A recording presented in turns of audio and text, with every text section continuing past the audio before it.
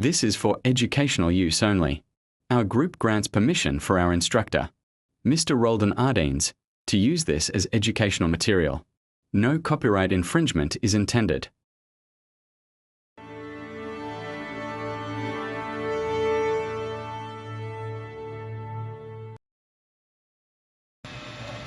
When you hear the words population and demography, what comes to your mind?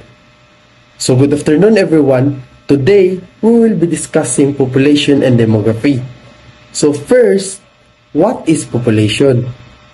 So, population refers to the total number of people living in a specific area at particular time. It can describe a small group like population of village or a large group like population of country. So for example, the population of Japan is around 125 million people, meaning 125 million individuals live within Japan borders. So when we talk about global population, it refers to the total number of people living on Earth at a specific point in time. It includes everyone from all countries and continents from Asia, Africa, Europe, Americas, and other parts of the world. So currently, the world's population is over 8 billion people and continues to grow every year. This increase happens mainly because the number of births is higher than the number of deaths in the most parts of the world. However, the rate of growth is not the same everywhere. Some countries are growing very fast while others are experiencing slow growth or even population decline. So, understanding population, both local and global, helps government and organization plan for important needs such as foods, education, healthcare, and housing. So, in simple terms, population means the total number of people in certain place, and the global population means the total number of people in the entire world. So, global demography. So, the global demography focuses on studying the world's population, its size, growth, patterns, distribution, and features such as age, gender, and migration. And over the last 100 years, the world's population has grown quickly because of improvements in healthcare, sanitation, and food production.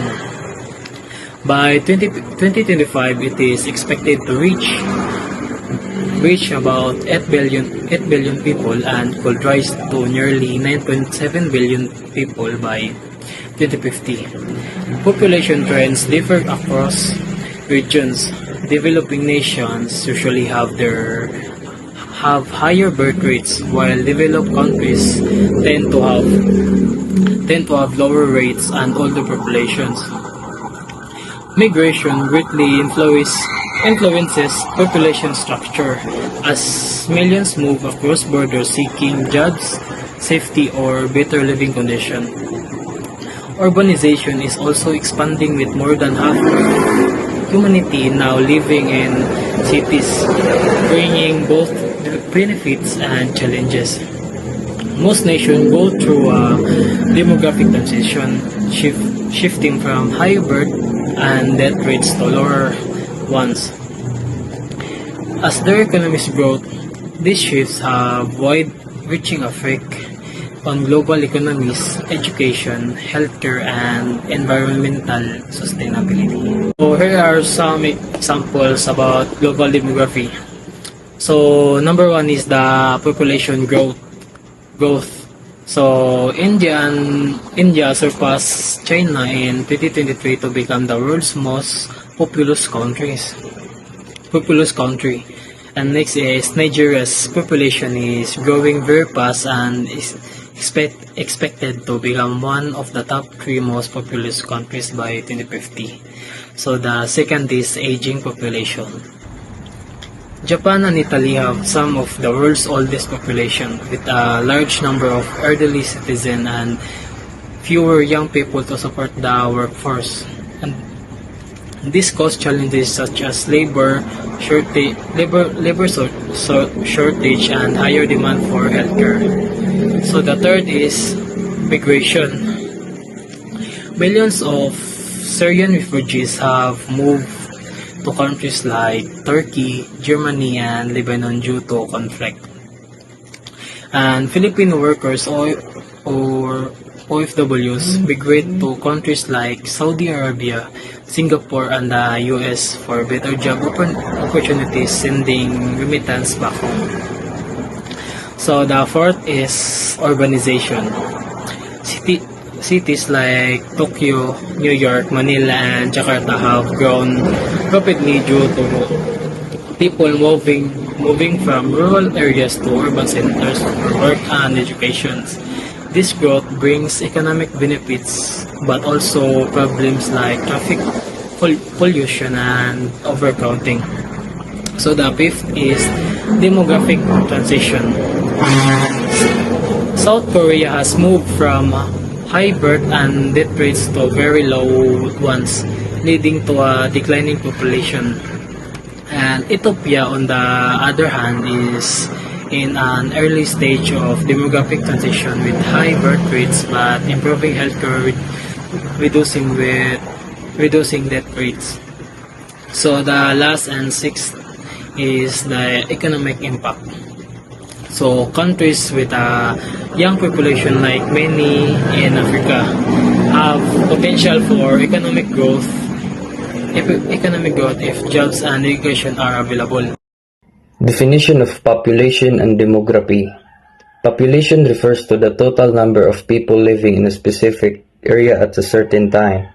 It includes everyone regardless of age, gender, or background, and can be measured in cities, countries, and even the whole world. A key point to remember is that population side affect resources, development, and planning in a community.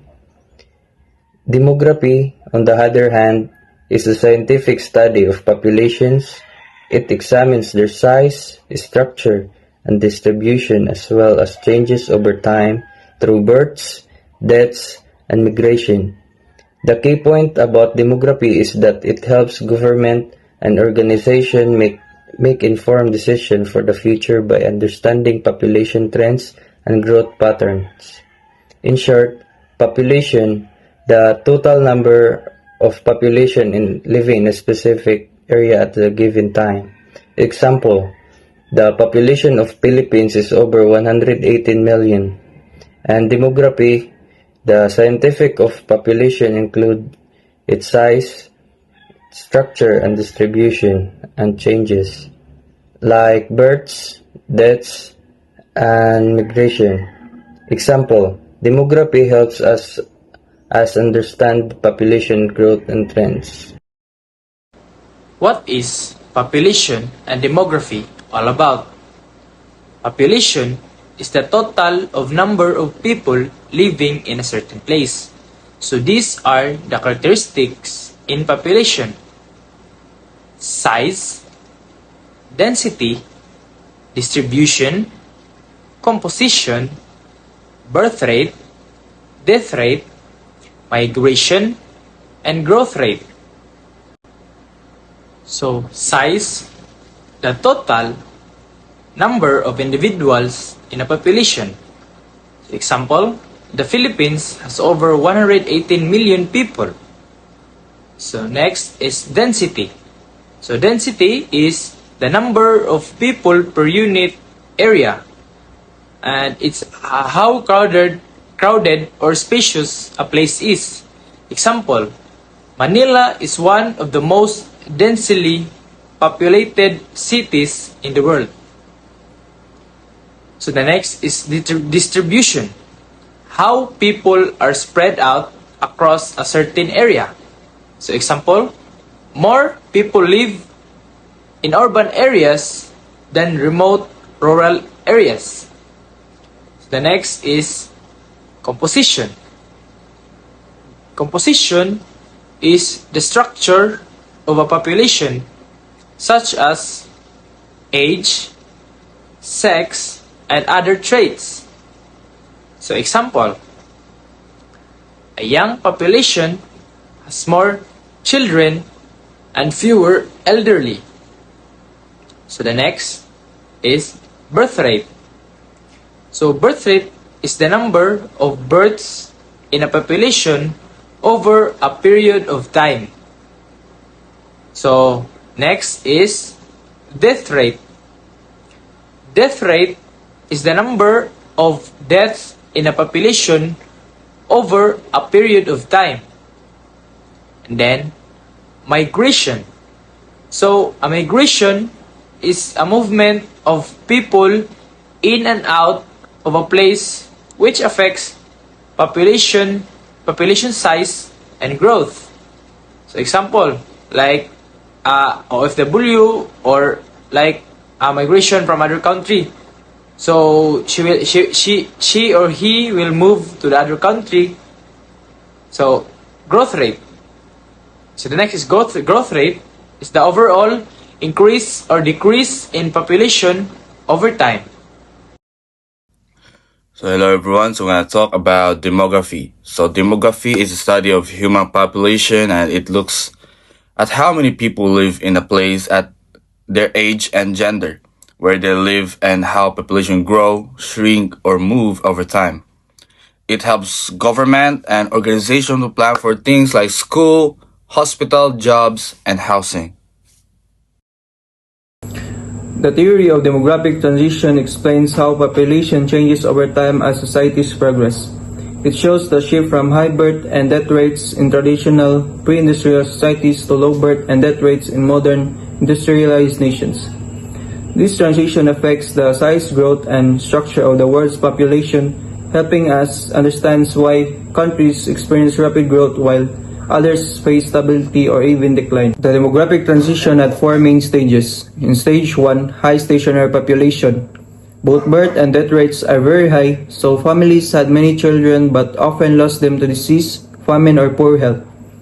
The Philippines, like many countries, was in this stage until the early 1900s. In stage 2, early expanding population. Death rates started to fall because of better healthcare, sanitation, and food production, but birth rates stayed high, causing rapid growth. This stage was common in many developing countries during industrialization. In stage 3, late expanding population. Birth rates also began to decline as families had access to education, women become more empowered, and parents prefer fewer children they could properly care for. Finally, in stage 4, low stationary population. Both birth and death rates are low, making population growth very slow or stable as seen in countries with strong economies and good healthcare like the Singapore or the US. Some researchers suggest a possible fifth stage which they call potential decline stage. In this stage, birth rates drop below the replacement level of 2.1 children per woman, meaning fewer babies are born than needed to replace the current population. Over time, this can lead to shrinking population and an aging society. A good example of this is Japan, where population is declining due to very low birth rates and growing elderly population. So some of you will ask me, what is the demographic transition theory? It's simple. It's a theory that explains how population changes over time as a country develops economically and socially. It looks at how birth rates and death rates go up or down, and how that affects the total number of people in one country. The theory says that all countries go through stages of population change, from high birth and death rates to low ones. So in my next video, I'll show you the 5 stages of theory of how countries go to stage. So let's see. So the demographic transition theory is a model that describes population change over time through 5 stages. It links birth rates, death rates, and population growth to a societal level of development. So the 5 stages of demographic transitions are: stage 1, we have pre-industrial society, which is high birth rates and high death rates. Population growth is small or stagnant. And also we have stage 2, which is early industrialization. Death rates decline sharply due to improved healthcare, sanitation, and food supply. And also birth rate remains high. And in stage 3, late industrialization, which is birth Birth rates began to fall due to urbanization, education, especially for women, and access to contraception.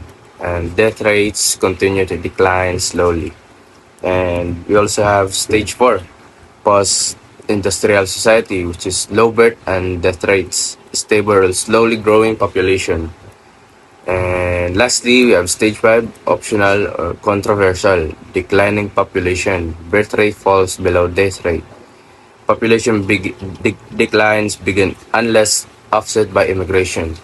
And aging population, labor shortages. So let's talk about global impact of demographic transition. So number one, we have population growth pressure in developing nations, countries in stage 2 and 3, parts of Africa and South Asia, youth bulge, demands for job, education, and healthcare. And number two, aging population in developed countries, countries in stage 4 and 5, Europe, Japan face shrinking workforce, rising healthcare, and pension costs. So number three, migration patterns, which high population growth in some countries and aging population in others leads to increased migration from developing to developed nations. So number four, environmental stress, more people, more consumption of resources, especially in middle income countries. Urbanization leads to environmental degradation and climate impacts. So number five, economic development. Transition through stages is often linked to industrialization, better healthcare, and education.